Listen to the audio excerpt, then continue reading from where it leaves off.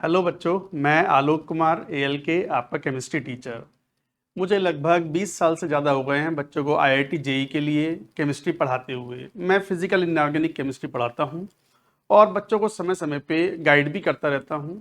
मैं आज अपने मन की कुछ बात कहना चाहता हूं, कुछ एक्सपीरियंस शेयर करना चाहता हूं कि बच्चों को जेई की प्रिपरेशन जब शुरू करते हैं, खासकर ड्रॉपर स्टूडेंट्स 11th-12th पढ़ चुके हैं, कहीं कोचिंग पढ़ी है, नहीं पढ़ी है, आधी अधूरी पड़ी है, अब वो ड्रॉप ईयर लेकर के अपने सपने को साकार करना चाहते हैं, आईआईटी जाना चाहते हैं, टॉप एनआईटी जाना चाहते हैं।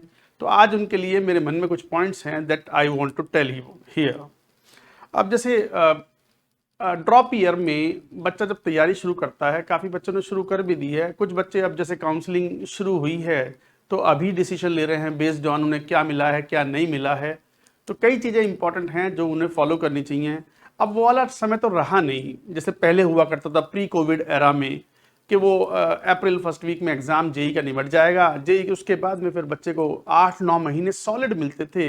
8 महीने 9 भी नहीं, पूरा मतलब एक साल पूरा मिलता था जेई मेन तक के एग्जाम को लिखने के लिए। अभी तो क्या है, एग्जाम एक बार जनवरी में हो जाता है, एक बार अप्रैल में हो जाता है। तो इफेक्टिवली जब काउंसलिंग वाउंसलिंग चल रही होती है उसके बाद जनवरी सेशन तक आते आते हार्डली 6 महीने बच्चों को मिल पाते हैं। तो इन 6 महीनों में पूरी प्रिपरेशन करना, प्रैक्टिस करना, टेस्टिंग करना, अपने आप को इवेलुएट करना, ये थोड़ा सा एक टास्क बन जाता है, बड़ा टास्क बन जाता है। तो इसमें कोई गुंजाइश नहीं बचती कि हम टाइम वेस्ट करें। तो कुछ चीजें हैं that you should follow during these 6 months preparation for JEE exam. पहला तो सबसे ये कि सर हमारे पास तो 2 चांसेस हैं, वो जनवरी और अप्रैल का। As January attempt that is easier to score better. ज्यादातर बच्चों के अच्छे स्कोर आते हैं जनवरी सेशन में, क्योंकि अप्रैल सेशन तक बहुत सारे बच्चों का सिलेबस जो नहीं कंप्लीट हुआ था वो भी कंप्लीट हो जाता है, या जनवरी में जो झटका लगता है बच्चों के जो कम परसेंटाइल आए हैं वो जम के मेहनत करते हैं। तो competition becomes more and more tough in April session. तो आपको जनवरी सेशन में ही अपना बेस्ट शॉट देना है, अच्छा स्कोर करना है।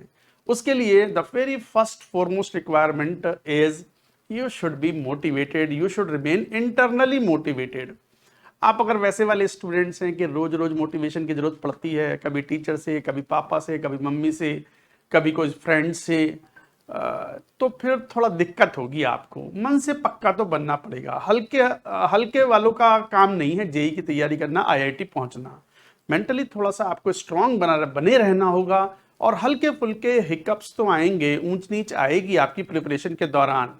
कभी टेस्टों में नंबर कम आएंगे, कभी अच्छे आएंगे, तो कभी फीलिंग बड़ी खराब होगी, कभी इलेटेड फील करोगे। बट उससे घबराना नहीं है, उससे मतलब आपको तैयारी करते जाना है। यही एक प्रोसेस है जिसके थ्रू बच्चे आईआईटी में अपने पोटेंशियल के हिसाब से रैंक्स को सिक्योर करते हैं।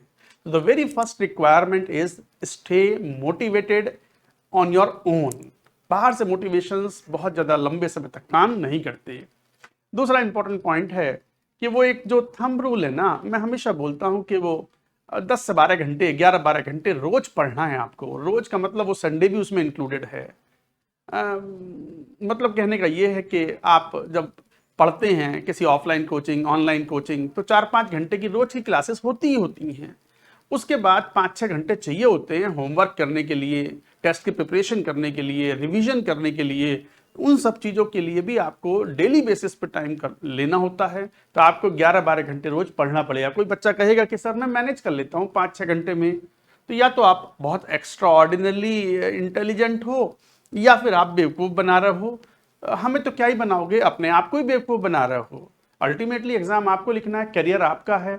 आप और आपके परिवार वाले सबसे ज़्यादा अफेक्ट होते हैं आपकी परफॉर्मेंस से। बढ़िया है तो अलग लेवल पे खुशी मिलती है। खराब परफॉर्मेंस आपके अपने कारणों की वजह से होती है, तो वो डिजेक्शन जो फील होता है बच्चों को, पेरेंट्स को, वो भी अलग ही लेवल का होता है। तो please do not fool yourself and your parents and of course your teachers also. 11 से 12 घंटे रोज पढ़ें, 10 से 12 घंटे भी हम मान सकते हैं।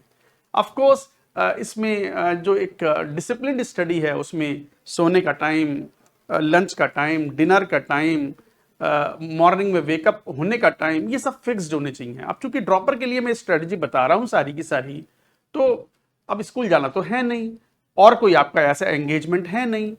मतलब ऐसा भी नहीं होगा घर वाले आपसे झाड़ू पोछा कराते हो, काम करवाते हो, या आपसे बोल दिया जाए कि जाओ ढोरों के लिए चारा काट के लेके आओ खेत में जा करके। मतलब जेई की तैयारी में आपको फुल फ्रीडम मिलती होगी, आप चाहे गांव में रहते हो चाहे शहर में रहते हो, हर जगह पेरेंट्स को आज अवेयर हैं। पेरेंट्स ये अब कोई 25 साल 30 साल 50 साल पहले जैसी स्थिति नहीं है।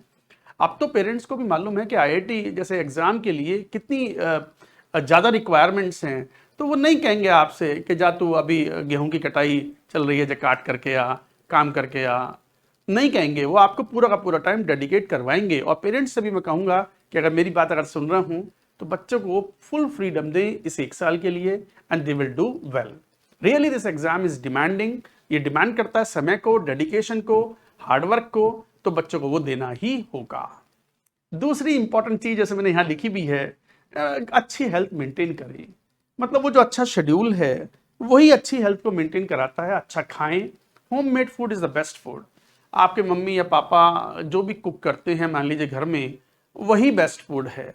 फ्रूट्स खाएं, नट्स खाएं, एक तरीके से बैलेंस डाइट लें, दैट इज ऑल्सो इम्पॉर्टेंट। क्योंकि हम जो खाते हैं, मतलब we are what we eat, कहावत है ना, हम जो खाते हैं उससे जो हमारी बॉडी के जो हार्मोन सीक्रेट होते हैं वही हमारे ब्रेन को भी एक सिग्नल देते हैं कि हम कितना हेल्दी सोच रहे हैं, कितना अच्छे से समझ पा रहे हैं। तो इसका बात का भी मेंटेन करें। Full believe in your teachers, follow them. ये बहुत बड़ी प्रॉब्लम है आजकल के टाइम में, जब सोशल मीडिया इतना स्ट्रांग है, एक्टिव है। आपने मान लीजिए किसी ऑफलाइन इंस्टीट्यूट में या ऑनलाइन इंस्टीट्यूट में, मान लो कंपटीशन में आपने दाखिला ले लिया कि मोहित सर से मैथ्स पढ़ेंगे, एबीजे सर से फिजिक्स पढ़ेंगे, एएलके सर और एनएस सर से हम केमिस्ट्री पढ़ेंगे।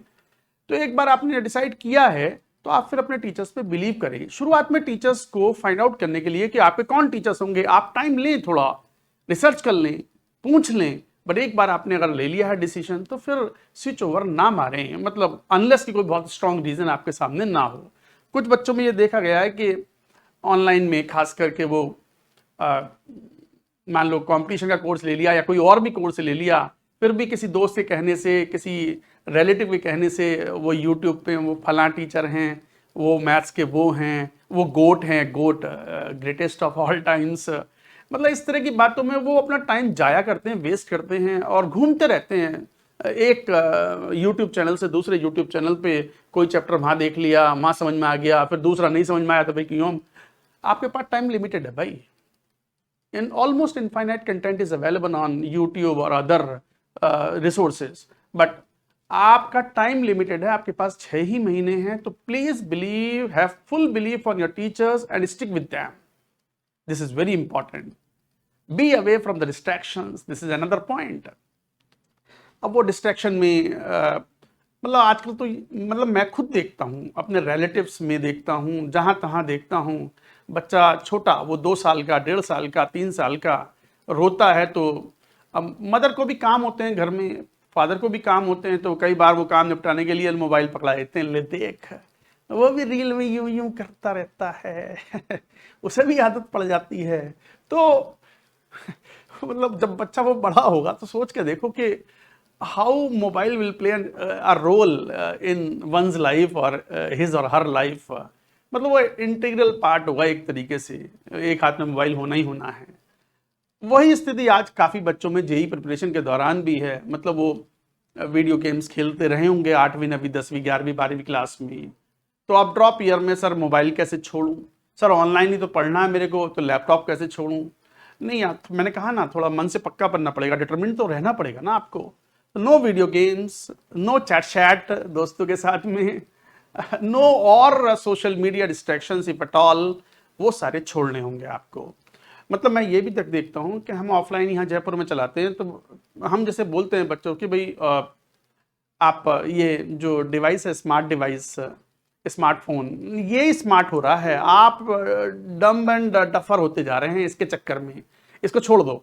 जरूरत पड़े तो वो कीपैड वाले फ़ोन रख लो, मम्मी से बात करनी है, पापा से बात करनी है, या कोई इंपॉर्टेंट चीज़ है तो ठीक है, छोड़ दो उसको। हम एडवाइस करते हैं तो 2-4 बच्चे छोड़ते भी हैं, ऐसी बात नहीं है।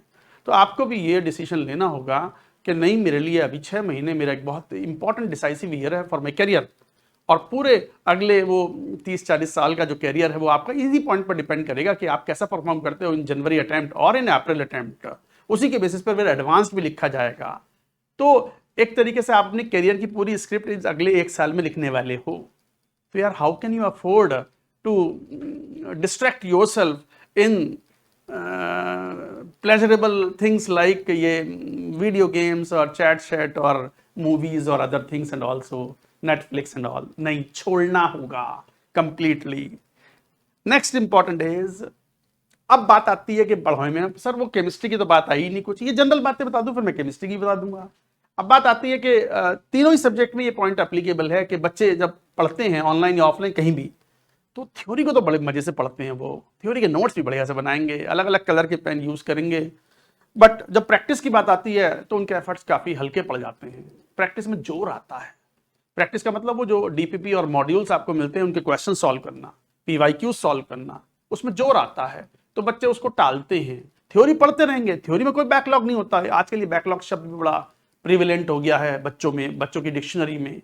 तो ये इसीलिए हो गया है कि अपने हिसाब से पढ़ रहे हैं, अपनी अपनी कन्वीनियंस के। ये कन्वीनियंस वाली चीज नहीं है यार, ये बड़ा सीरियस मैटर है कि भाई आपको जेई क्वालिफाई करना है, अच्छी रैंक लेके आनी है, अपने पोटेंशियल के हिसाब से आपको एक रैंक चाहिए, कॉलेज चाहिए, तो फिर आपको जो जो चीजें आवश्यक होंगी वो सब करनी ही पड़ेंगी। तो आपको प्रैक्टिस पे भी उतना ही ध्यान देना होगा जितना थ्योरी पे है, क्योंकि जेई का एग्जाम जो है आप जानते हो एप्लीकेशन बेस्ड एग्जाम है, डायरेक्टली थ्योरी लिखने के लिए नहीं आती, ऑब्जेक्टिव क्वेश्चंस आते हैं, न्यूमेरिकल क्वेश्चंस आते हैं, तो वहां तो एप्लीकेशन बेस्ड कॉन्सेप्ट जो है वो आपको अप्लाई करने ही होंगे। और तीसरी सबसे इंपॉर्टेंट चीज जिसको सबसे कम इंपॉर्टेंस दी जाती है वो है test and evaluation, test and their performance checking. अब बच्चा कई बार टेस्ट नहीं देता ना, मैंने बढ़िया से पढ़ा ना, पढ़ के दूंगा, अजना और कितना पढ़ लेगा। भाई यही टाइम है, आपको जो पढ़ा है आप कहां पे स्टैंड करते हो इस बात को चेक करने के लिए टेस्ट तो देना पड़ेगा। टेस्ट 3 घंटे का मान लो जेई मेन का आपने दिया, 3 घंटे के बाद 1-1.5 घंटा आपको उसको एनालिसिस में भी लगाना होगा कि क्वेश्चन नेगेटिव हुए हैं तो क्यों हुए हैं, नेगेटिव मार्किंग हुई है तो क्यों हुई है, ये क्वेश्चन तो मेरे को आता था और फिर भी मैं नहीं कर पाया या नहीं कर पाई, क्यों नहीं कर पाई, दैट यू हैव टू सी। उसके लिए भी 1-1.5 घंटा आपको देना होगा। जब भी तो मैंने बोला वो 10 से 12 घंटे रोज देने पड़ेंगे। वो थ्योरी भी पढ़नी है, प्रैक्टिस भी करनी है, पीवाईक्यू सॉल्व करने हैं, टेस्ट देने हैं, टेस्ट का एनालिसिस करना है। So that is equally important. तो मैंने लिखा भी है यहाँ, आप चाहो तो इसका एक मैं पीडीएफ डलवा भी दूंगा या लिख भी लेना। These points will play on important role, equally important हैं। प्रोफेशनल अप्रोच भी रखे पीसीएम में। अब बच्चे पसंद नापसंद के हिसाब से कई बार उनको मैथ्स अच्छा लगता है, होता भले ही नहीं उनसे जेई एग्जाम में। जेई में मैथ्स थोड़ा टफ होता है भाई, चाहे मेन हो या एडवांस्ड हो। और केमिस्ट्री रिलेटिवली सबसे आसान मानी जाती है, इजी स्कोरिंग मानी जाती है, बट इक्वल कंट्रीब्यूशन है। 300 नंबर का पेपर आएगा तो 100 नंबर तीनों के ही पीसीएम के होंगे। तो आप प्रोफेशनल अप्रोच रखें, तीनों सब्जेक्ट्स को अच्छे से पढ़ें। और कई बार मैं ये बोलता हूं कि return on investment ROI chemistry में बेस्ट होती है, मैथ्स में सबसे कम होती है। इक्वल टाइम अगर देंगे आप तो पता चला मैथ्स में कम नंबर आते हैं, केमिस्ट्री में ज्यादा नंबर आते हैं। इसका मतलब ये नहीं है कि आप मैथ्स कम पढ़ें, मैथ्स पढ़े ही ना। अरे मतलब आपको मार्क्स तो मैथ्स में भी चाहिए होंगे, बट केमिस्ट्री ऐसा सब्जेक्ट है जिसमें आप एफर्ट्स डालेंगे तो आपको रिजल्ट तुरंत मिलते हैं, बढ़िया मिलते हैं, खासकर इनऑर्गेनिक एंड ऑर्गेनिक में। अब बात आती है कि ये तो जनरल पॉइंट्स मैंने बोल दिए। अच्छा, first month JEE prep is very important, most quit in the first month, ये मेरा ऑब्जर्वेशन। मैं देखता हूं क्विट का मतलब ऐसा नहीं है कि क्लास में आना बंद कर दिया, बट कई बार ऐसा होता है कि फिर उनका मन थोड़ा कम लगता है, धीरे धीरे वो हटते जाते हैं और जेई की रेस जो है वो जिसमें बच्चे दौड़ रहे हैं उस रेस से बाहर हो जाते हैं। First month is very important, इसलिए वो डिसिप्लिन मेंटेन करें, अच्छा खाएं, अच्छे तरीके से अपना डिसिप्लिन फॉलो करें। और पहले महीने में दिक्कत आती है, बच्चा 11th-12th पढ़ के आया है, मान लो उसने कोचिंग वोचिंग अच्छे से नहीं पढ़ी है या पढ़ी भी है तो ऐसी ही पढ़ी है, तभी तो ड्रॉप लेना पड़ रहा है।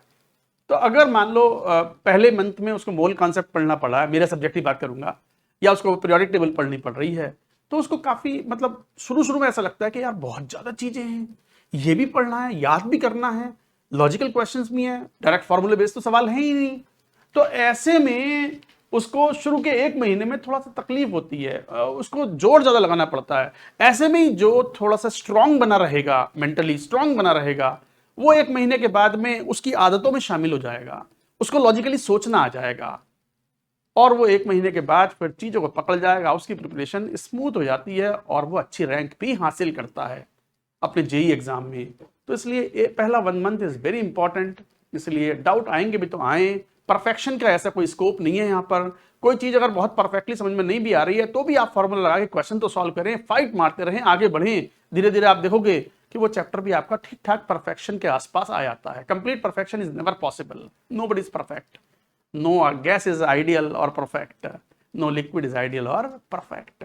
तो कहने का मतलब ये है कि केमिस्ट्री को भी आप इक्वली इंपॉर्टेंस रखें, पसंद नापसंद इसमें ना रखें। केमिस्ट्री वैसे नापसंद वाले सब्जेक्ट में होता है बच्चों के, ज़्यादातर बच्चों के, बट नैया पार भी यही कराता है। मतलब नैया पार का मतलब ये हो गया कि जेई में सिलेक्शन भी मोस्टली केमिस्ट्री का अच्छा खासा कंट्रीब्यूशन देता है। मैथ्स में तो 100 में से बच्चों के 30-40 नंबर यूजुअली आते हैं, मोस्ट ऑफ द स्टूडेंट्स के। आने वालों के तो 90 भी आते हैं, पूरे फुल मार्क्स भी आते हैं 100 में से। तो बच्चों के 30-40 नंबर आते हैं, 20 नंबर भी आते हैं, तो वो 20-30-40 भी आपको फाइट मार के ही मिलते हैं। तो उतनी फाइट तो मारनी पड़ेगी। केमिस्ट्री में बच्चे आराम से 100 में से 70-75 नंबर आराम से लाते हैं। फिजिक्स में भी बच्चे 60-70 नंबर 75 नंबर आराम से लाते हैं। इस तरीके से एक 200 का एक आंकड़ा 300 में से बच्चा पार करता है तो फिर हम कहते हैं कि मतलब एक 10,000 के आसपास की रैंक या 99 point something percentile one can think of. हालांकि ये कोई रूल नहीं है, बिकॉज पेपर की इजीनेस के बेसिस पे ये रिलेटिव परफॉर्मेंस है, तो अलग अलग मार्क्स पर अलग अलग परसेंटाइल आती हैं। अब बात आती है केमिस्ट्री में इंपॉर्टेंट चैप्टर्स की। इंपॉर्टेंट चैप्टर का मतलब हम वैसे नहीं बोल रहे एग्जाम पॉइंट ऑफ व्यू से। मैंने कहा ना था first month is very important, and कुछ चैप्टर ऐसे होते हैं जो फाउंडेशन के रूप में वर्क करते हैं। कहते हैं ना, फाउंडेशन जितनी स्ट्रांग होगी बिल्डिंग उतनी मजबूत खड़ी रहेगी लंबे समय तक, अर्थक्वेक भी झेल लेगी, ऊंच नीच झेल लेगी, वही मतलब हुआ ना। तो इसका मतलब ये हुआ कि जैसे मोल कॉन्सेप्ट है, पहले ही चैप्टर यूजुअली ये आता है फिजिकल इनऑर्गेनिक में। तो मोल कॉन्सेप्ट में जैसे ही वो लिमिटिंग रिएजेंट के कॉन्सेप्ट आते हैं, कैलकुलेशन आती हैं, और डायरेक्ट फार्मूले से नहीं होते क्वेश्चन, कंसंट्रेशन टर्म्स के, कंसंट्रेशन एक्सचेंज के, मतलब एक कंसंट्रेशन टर्म से दूसरे में, तो बच्चों को दिक्कत आती है। ये फाइट मारना है आपको, आएगी दिक्कत। अगर दिक्कत आ रही है कोई दिक्कत नहीं, इसमें भी कोई प्रॉब्लम नहीं है, आप बस लगे रहिए, पढ़ते रहिए और अगले चैप्टर में मूव कर जाइए। ये मेरा एक्सपीरियंस है बच्चों से इंटरेक्शन के बाद में, कि बच्चा पहला चैप्टर पढ़ रहा है तो उसे वो डिफिकल्ट लगता है, जब वो सेकंड चैप्टर पे आ जाता है तो सेकंड चैप्टर मुश्किल लगता है, पहला वाला रिलेटिवली आसान लगने लगता है।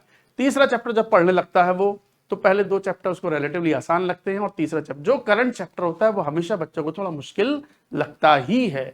यही कॉमन, ये एक सक्सेसफुल स्टूडेंट्स की स्टोरी की बात बता रहा हूँ। तो आप भी कोई नायाब बच्चे तो हैं नहीं ऐसे, भाई एलियन तो है नहीं, है तो सब यहाँ के ही बच्चे ना, हम भारत देश के मोस्टली। हाँ नहीं, विदेशी भी थोड़े बहुत जेई की तैयारी करते हैं, पर ठीक है, हम तो अभी यहीं की बात कर रहे हैं। तो बच्चे मोर और लेस लगभग similar type of problems face करते हैं, और जो थोड़ा फाइट करते रहते हैं वो इससे जीत जाते हैं। क्विट नहीं मारना है, ये ध्यान रखना है। तो जैसे मोल कॉन्सेप्ट हो गया, पीरियोडिक टेबल हो गया, केमिकल बॉन्डिंग एक बहुत बड़ा चैप्टर है, हम अलग तरीके से पढ़ाते हैं। हम पी ब्लॉक की भी काफी चीजें केमिकल बॉन्डिंग में डाल देते हैं, ताकि वो लॉजिकली आपस में कनेक्टेड रहें, बच्चों को समझ में अच्छा आए, एक ही तरह के ट्रेंड्स एक ही जगह पे एक चैप्टर में रहें। तो उसमें खासकर हाइब्रिडाइजेशन वाला पार्ट बहुत इंपॉर्टेंट है। वो हाइब्रिडेशन वाला पार्ट जब कोऑर्डिनेशन कंपाउंड्स पढ़ोगे आप, तो वहां भी काम आएगा। मोल कॉन्सेप्ट किसी भी और फिजिकल केमिस्ट्री की कैलकुलेशंस में काम आएगा ही आएगा। कॉन्सेंट्रेशन टर्म्स के बगैर लिक्विड सॉल्यूशन सॉल्व नहीं हो सकते, इलेक्ट्रोकेमिस्ट्री इक्वेशन में नस्ट इक्वेशन सॉल्व नहीं हो सकती। इस तरीके से ये कुछ चीजें हैं, जैसे ली चैटिलियर प्रिंसिपल है केमिकल इक्विलिब्रियम में, उसका यूज आयनिक इक्विलिब्रियम में भी आएगा, इलेक्ट्रोकेमिस्ट्री में भी आएगा, और इवन मेटलर्जी में जब हम बात करते हैं लिंगम डायग्राम और उस तरह की चीजें बात करते हैं, तो वहां भी उनके यूजेस आते हैं, एप्लीकेशंस आते हैं for the better understanding, deeper understanding. तो ये कुछ इंपॉर्टेंट चीजें हैं दैट, और ये जब हम पढ़ाते हैं यहाँ पे प्रवीण बैच में, तो ये बातें हम बताते भी हैं बच्चों को, देखो इस वाले पॉइंट का यूज वहां आएगा, इस वाले पॉइंट का यूज उधर आएगा। तो ये सब चीजें हैं, और जब बच्चा फुल्ली इन्वॉल्व होकर के उसकी जिंदगी में जब कोई और काम नहीं बचता, बस यही पीसीएम पीसीएम पीसीएम पढ़ता रहता है, तो फाइनली उसको बड़े फ्रूटफुल रिजल्ट्स भी मिलते हैं। तो इस तरीके से ये कुछ पॉइंट्स थे मेरे दिमाग में जो मैं आपको बताना चाहता था। हालांकि जो बच्चे कंपटीशन से जुड़ करके तैयारी करना चाहते हैं, तो उनके लिए ऑनलाइन में हमने एक बैच लेके आए हैं प्रवीण 10 के नाम से, जिसकी डिटेल्स आप यहाँ पर देख सकते हो। प्रवीण 10 हाइब्रिड लेन है ये, कुछ चैप्टर्स फास्ट लेन के होंगे और बाकी चैप्टर्स जो है नॉर्मल लेन के होंगे। हालांकि ऑन ट्रैक बैच में बच्चों को फास्ट लेन, नॉर्मल लेन, वो सारे के सारे वीडियो, वो सारे के सारे जो शेड्यूल्ड लेक्चर्स हैं और अनशेड्यूल्ड लेक्चर्स हैं, वो सब अवेलेबल रहेंगे।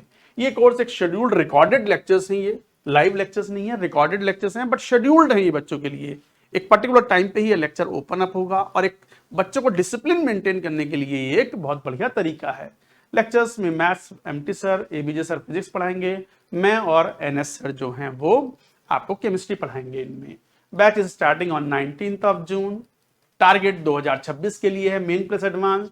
सिलेबस लगभग आपका दिसंबर के मिड में खत्म हो जाता है। हालांकि access of the batch will be available till JEE advanced 2026। JEE advance नहीं, बिटसेट तक, जब बिटसेट का एग्जाम होता है बिरला इंस्टीट्यूट ऑफ टेक्नोलॉजी का, तब तक हम ये आपको एक्सेस प्रोवाइड रखते हैं। क्लास की फ्रीक्वेंसी डेली क्लास होगी एक्सेप्ट संडेज, संडेज को कई बार टेस्ट होते हैं।